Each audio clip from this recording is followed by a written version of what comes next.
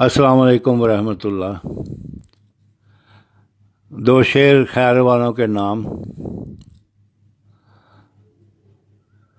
कबूल फरमाएं, पेश करता हूँ। नैब हैं हम, हमारे अंदर कर्म है मौजूद। नैब हैं हम, हमारे अंदर कर्म है मौजूद। मुकाबले खैर शर के साथ मुजरम है मौजूद। हमने पूछा मौला से इब्लीस का मकाम। हमने पूछा मौला से इब्लीस का मकाम। जवाब मिला के तेरे अंदर बेशर्म है मौजूद।